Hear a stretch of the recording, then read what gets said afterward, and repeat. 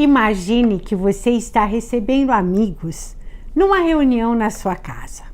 De repente toca a campainha e chega um vizinho muito chato, uma pessoa desagradável, invade a sua reunião sem nenhuma cerimônia. Você tenta convidá-lo a sair, dizendo que não é uma boa hora, e ele insiste. Você começa a se irritar e o coloca para fora. Ele dá uma volta e retorna. Você não sabe mais o que fazer. Ele insiste em permanecer na sua casa.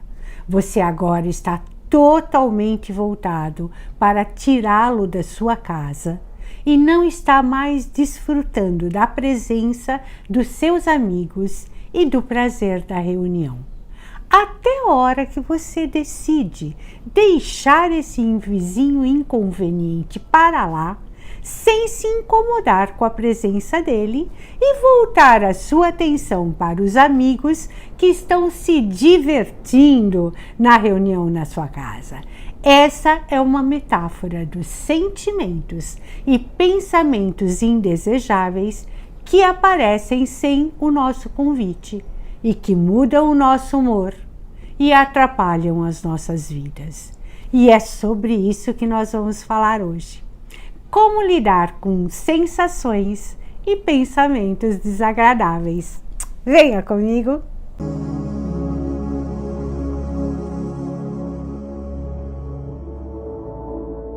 As dores, apesar de desconfortáveis, são nossas amigas, pois estão nos sinalizando que alguma coisa não está bem em nós.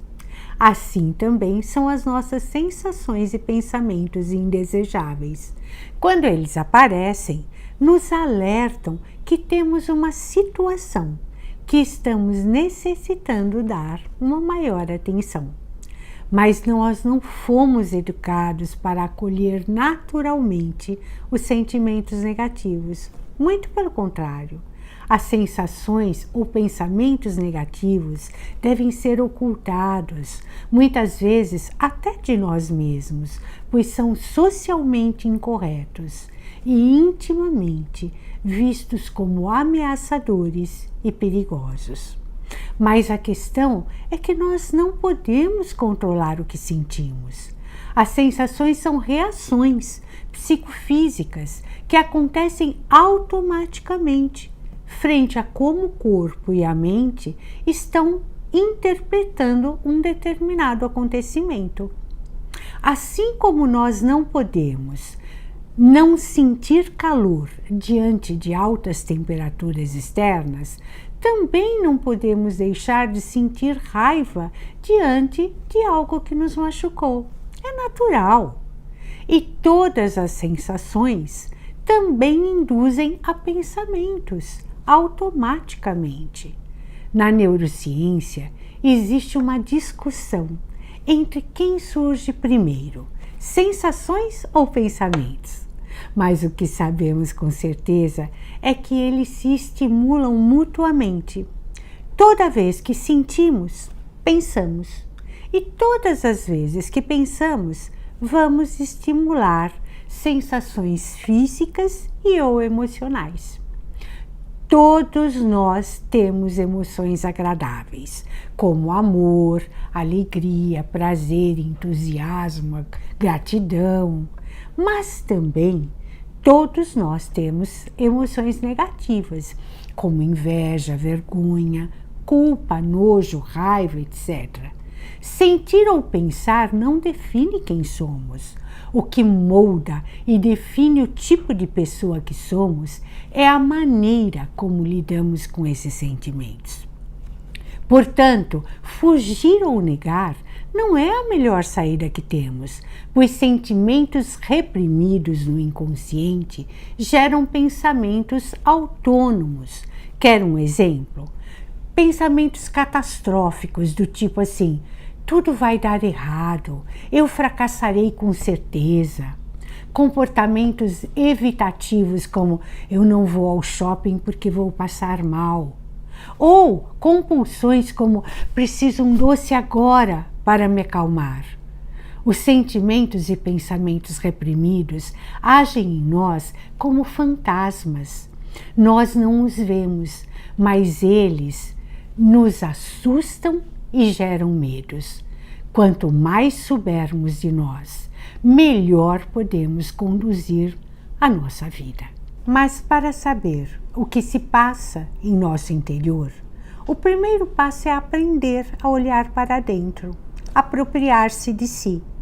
Na maior parte do tempo, estamos tão envolvidos com as coisas externas que nem nos damos conta de que todas elas estão nos causando impressões e nos tocando de alguma forma, criando sensações e pensamentos. Além disso, o mundo em que vivemos hoje, mais superficial e ligado às imagens, estabelece a ditadura da felicidade. Imagens de pessoas sempre alegres, fazendo coisas gostosas nas redes sociais, nos fazem nos sentir muito mais inadequados quando sentimos qualquer coisa que fuja desse contexto pessoa feliz. Sentimos uma necessidade ilusória de estar sempre bem. E quando isso não acontece, quando sentimos ou pensamos coisas ruins, ou negamos e eles passam a agir em nós sem que percebamos, criando comportamentos disfuncionais, ou ficamos tão imersos em tirá-los de dentro de nós que tudo mais vai ficando em segundo plano, como o visitante indesejado na introdução desse vídeo. Na verdade, todos nós temos sensações e pensamentos negativos. Alguns com maior frequência do que outros, mas ninguém estará a salvo disso. O importante não é não tê-los, mas sim usar estratégias corretas para não se perder ao lidar com eles. Susan Davey, uma psicóloga da Universidade de Harvard, estruturou uma estratégia bem interessante e, de certo modo, fácil de ser usada quando visitantes inoportunos e negativos surgem em nossas mentes. A primeira coisa é reconhecer e dar um nome para isso. Quando você nomeia o que está sentindo, você desmascara o fantasma. Lembra-se que eu falei que sensações e pensamentos não observados podem nos ameaçar como fantasmas? Pois é, quando damos um nome, ele se torna real. E tudo que é real é menos ameaçador do que as nossas fantasias a respeito. Quer um exemplo? Se eu nomeio estou com raiva, isso me faz ficar de posse dela e escolher o que farei com isso. Ao contrário de quando a raiva age automaticamente em nós, ela poderá fazer coisas que depois nos arrependeremos amargamente. Outro exemplo, se você reconhecer, estou pensando muito em doenças ultimamente, você poderá olhar para isso de frente para saber o que está acontecendo, para que você tenha pensamentos tão repetitivos assim. Enfim, o que fica muito claro nesse passo da estratégia é que se adquirirmos o hábito de olhar para dentro, reconhecer e nomear o que estamos sentindo e pensando, isso nos ajudará muito e poderemos chegar ao segundo passo da estratégia, que é aceitar.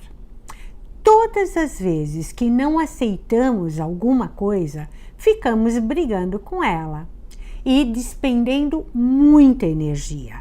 Aceitar não significa que vamos nos acomodar na situação, mas que acolhemos o que estamos sentindo ou pensando com respeito, sem críticas ou julgamentos. Ou seja, reconhecemos o visitante que está ali e não ficamos brigando para expulsá-lo, Com isso, podemos usar a nossa energia para fazer coisas melhores por nós, ao invés de ficarmos dominados pelos sentimentos ruins. O terceiro passo é distanciar-se. Para que possamos ver, ter uma boa visão, é necessário tomar certa distância. Quando tomamos distância de algo, podemos ver com maior nitidez e detalhamento. Assim também acontece com o que estamos sentindo e pensando. Sentimentos e pensamentos negativos não nos definem, a menos que façamos uma escolha. Alimentá-los e deixar com que eles conduzam as nossas ações, isso sim pode dizer sobre nós. Portanto, não devemos confundir o pensador com os pensamentos.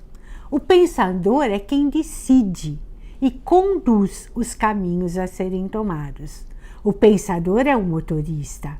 O pensamento é o veículo. Quem conduz o veículo rumo a um determinado destino é o motorista.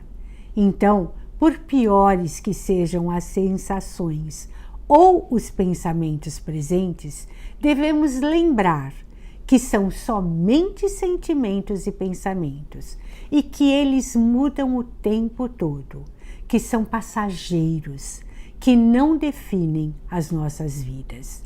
Isso é tomar uma distância, isso é não se perder neles, e quando fazemos isso, criamos aquele intervalo necessário para que possamos decidir a maneira como vamos reagir.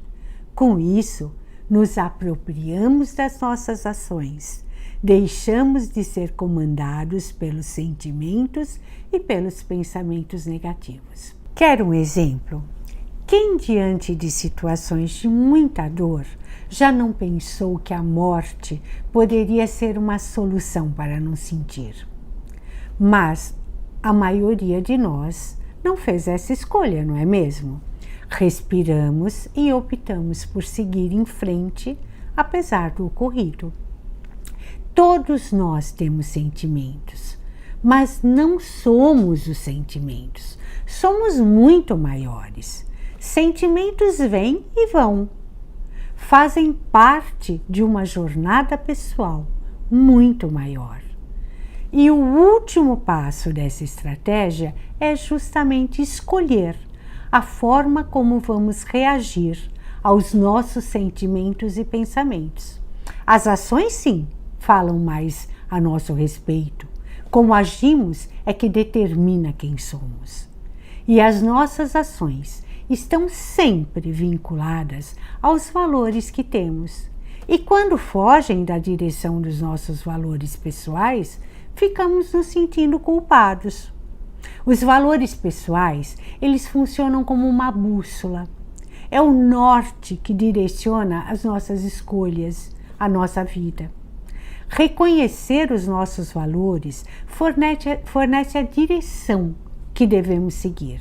Quer um exemplo? Se tenho como um valor pessoal a honestidade, por maiores que sejam os meus sentimentos negativos por uma pessoa, eu não serei desonesta com ela. Não por ela, e sim por mim, para ser fiel e coerente com o meu valor de honestidade.